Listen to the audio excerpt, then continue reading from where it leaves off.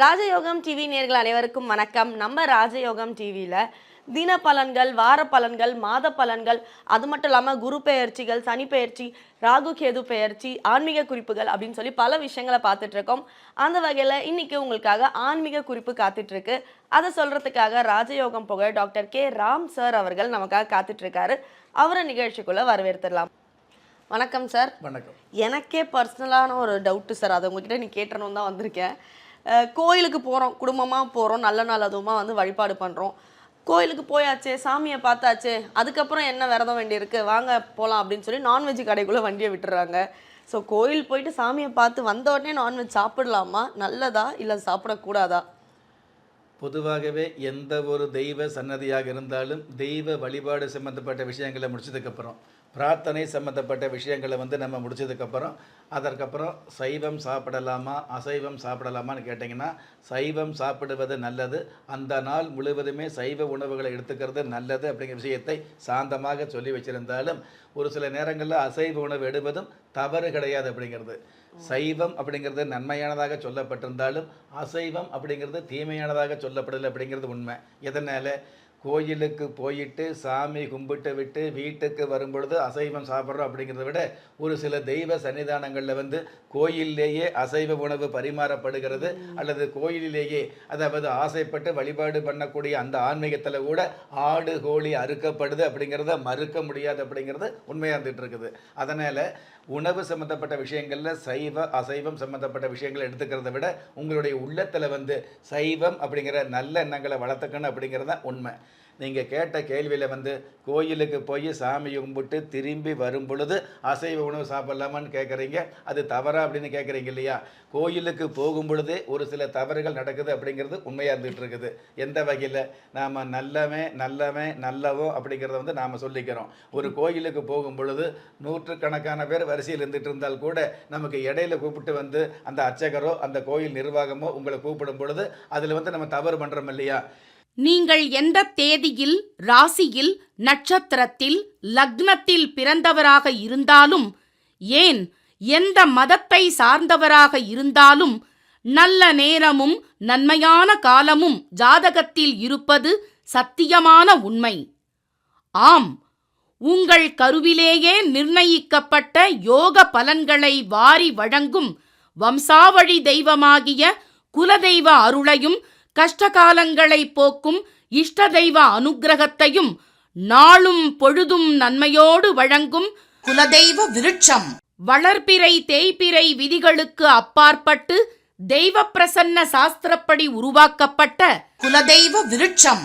வீண் கவலைகள் ஒழிந்து வெற்றிகள் குவிந்து விடியல் ஏற்பட விருட்ச பரிகாரம் செய்யப்பட்ட குலதெய்வ விருட்சம்.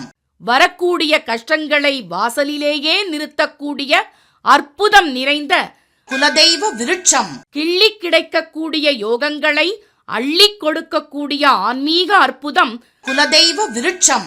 திக்கற்ற யாவரும் ஒப்பற்ற பயன்பெற வாங்கி பயனடைவீர் குலதெய்வ விருட்சம். குலதெய்வ விருட்சம் குடும்பமே சுபிட்சம். 100 பேர் நிற்கிறாங்க, அதுக்கப்புறம் சாமி கும்பிட்றோம்னு நம்ம யாராவது சொல்கிறோமா? நமக்கு முன்னாடி இடம் கிடச்சா போகுது அப்படின்னு முந்திக்கிட்டு போகிறது, இருக்கிற கம்பிக்குள்ளே நுழைஞ்சு போகிறது, இந்த மாதிரி விஷயங்களை நம்ம நிறைய பேர் எடுத்துக்கிறோம் அப்படிங்கிறத உண்மை. ஆக அசைவ உணவு சாப்பிட்டதுக்கப்புறம் நீங்கள் தவறு அப்படிங்கிறத விட, இந்த மாதிரி கம்பிக்குள்ளே நுழைஞ்சு வம்பெடுத்து சாமி கும்பிடுவது கூட தவறு அப்படிங்கிற விஷயத்தை நாம் மிக மிக பணிவாக தெரிஞ்சுக்கணும் அப்படிங்கிறது உண்மையாக இருந்துகிட்டு இருக்குது அப்படிங்கிறது தான் உண்மை. ஓகே சார், இது நீங்கள் சொல்கிறது 100% அக்செப்டபிள். ஆனால் நல்ல நாளில், அது குறிப்பாக ஒரு நாள் கிழமை அன்னைக்கு இது நான்வெஜ் சாப்பிடக்கூடாதுன்னு வீட்டில் சொல்லியிருப்பாங்க. ஸோ அந்த டைம்லேயுமே காலையில் ஃபுல்லாக விரதம் இருந்துட்டு விரதம் முடிஞ்சோடனே நான்வெஜ் சாப்பிட்றாங்களே, அவங்களுக்கு என்ன சொல்ல இருக்கீங்க? நல்ல நாள் அப்படிங்கிறத விட, ஒரு சில திதிகளில் அசைவ உணவு அப்படிங்கிறது அல்லது அதிகமான கார உணவு அப்படிங்கிறது தவிர்க்கப்படணுங்கிற விஷயத்தை திதி சாஸ்திரம் சொல்லி வச்சிருக்குது. அதில் முக்கியமாக எடுத்துக்கிட்டிங்க அப்படின்னா, அதாவது அமாவாசை திதி அல்லது பௌர்ணமி திதி சம்மந்தப்பட்ட காலங்களில் அசைவ உணவு சம்மந்தப்பட்ட விஷயங்களை தவிர்த்துக்கிறது நல்லதுங்கிற விஷயத்தை சாஸ்திரம் சொல்லியிருக்கு. அதே மாதிரி முக்கியமான விசேஷ தினங்களில் விரதம் இருப்போம் இல்லையா? அந்த மாதிரியான விரதம் இருக்கக்கூடிய நாட்களில் விரதம் இருந்ததுக்கப்புறம் காலையிலிருந்து மாலை வரைக்கும் விரதம் இருக்கும் பொழுது அந்த விரதம் முடிஞ்சதுக்கப்புறம் எளிமையான உணவுகளை, ஏன்னா பசியோடு அந்த விரதம் அப்படிங்கிற விஷயத்தில் வந்து எந்த ஆகாரமும் கொடுக்காம அந்த வயிற்று சம்மந்தப்பட்ட விஷயங்களில் வந்து உங்களுடைய உடலுக்கு வந்து உடனே அசைவம் அப்படிங்கிற கடினமான உணவுகளை கொடுக்காம இலகுவான உணவு, ஒரு பால் சாப்பிடுவது, மோர் சாப்பிடுவது, இளநீர் சாப்பிடுவது, பழ ஜூஸ் சாப்பிடுவது, இந்த மாதிரியான விஷயங்களை முதல்ல எடுத்துக்கிட்டு அதற்கப்புறம் வந்து திட உணவு சம்மந்தப்பட்ட உணவுகள் எடுத்துக்கிறது, அதுவும் சைவ உணவுகள் எடுத்துக்கிறது அந்த நாள் 24 மணி நேரத்துக்கும் வந்து சரியானதாக சமமானதாக இருந்துகிட்டு இருக்கும். அதற்கப்புறம் நீங்கள் அடுத்த நாள் வந்து சாதாரணமாகவே இது சாமி சொல்லுச்சு அப்படின்னு கிடையாது, உடலியல் ரீதியாகவே நீங்கள் விரதம் இருந்த அடுத்த நாளில் வந்து கடுமையான அசைவ உணவு சம்பந்தப்பட்ட அல்லது காரம் சாரம் சேர்ந்த அசைவ உணவுகளை தாராளமாக சாப்பிடலாம். Okay sir. ஸோ இன்றைக்கி நிகழ்ச்சியில் இதை பார்த்துட்டு இருக்க பல பேருக்கு ஒரு தெளிவு கிடச்சிருக்கும். அசைவம் சாப்பிடலாமா கூடாதான்ற கன்ஃபியூஷன்லேயே இருந்தவங்களுக்கு ஒரு விளக்கமும் கிடச்சிருக்கும்னு நினைக்கிறேன். ரொம்ப தெளிவான விளக்கத்துக்கு நன்றி சார். நன்றி. நம்ம ராஜயோகம் டிவியில் புத்தம் புது ஆன்மீக தகவல்கள், மாத ராசி பலன்கள், தினப்பலன்கள், இந்த மாதிரி நிறைய விஷயங்களை அப்லோட் பண்ணிட்டு இருக்கோம். அது மட்டும் இல்லாமல் ஒவ்வொரு நாளுமே நீங்கள் வழிபட வேண்டிய தெய்வம்னு சொல்லி பல தகவல்களை நம்ம நிகழ்ச்சியில் சொல்லிட்டு இருக்கோம். அதே மாதிரி நீங்கள் ஒவ்வொரு நாளும் வழிபட வேண்டிய தெய்வம், இது மாதிரி நீங்கள் தெரிந்து கொள்ள வேண்டிய, நீங்கள் கடைபிடிக்க வேண்டிய விஷயங்களை உடனுக்குடன் தெரிஞ்சுக்கணுன்னா நம்ம ராஜயோகம் டிவியில் வர வீடியோஸை லைக் பண்ணுங்கள், ஷேர் பண்ணுங்கள், சப்ஸ்கிரைப் பண்ணுங்கள், மறக்காமல் பெல் ஐக்கானை ப்ரெஸ் பண்ணுங்கள். திறமை இருந்தும் வறுமையில் வாடுகிறீர்களா? விதியை நொந்து விரக்தியில் இருக்கிறீர்களா? முயற்சிகள் செய்தும் முன்னேற்றம் கிடைக்கவில்லையா? களஸ்திரம் அமையாமல் கவலைப்படுகிறீர்களா? தாய்மையடையாமல் தவித்து நிற்கிறீர்களா? நவரத்தினம் போட்டும் நன்மைகள் கிடைக்கவில்லையா? பெயர் மாற்றம் செய்தும் பிரயோஜனம் இல்லையா? எந்திரத்தை நம்பி மந்திரத்தை சொல்லியும் மாற்றம் கிடைக்கவில்லையா? எண்கணிதத்தை நம்பி எழுத்தை மாற்றியும் ஏற்றம் கிடைக்கவில்லையா? வாஸ்துவை நம்பி வாசலை மாற்றியும் வளம் காணவில்லையா? ஹோமத்தை வளர்த்து யாகத்தை செய்தும் யோகத்தை காணவில்லையா?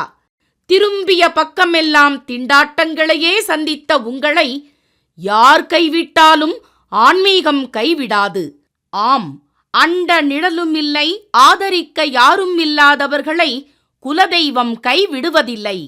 கிள்ளி கிடைக்கக்கூடிய யோகங்களை அள்ளிக் கொடுக்கக்கூடிய ஆன்மீக அற்புதம் குலதெய்வ விருட்சம். திக்கற்ற யாவரும் ஒப்பற்ற பயன்பெற வாங்கி பயனடைவீர். குலதெய்வ விருட்சம். குலதெய்வ விருட்சம், குடும்பமே சுபிட்சம்.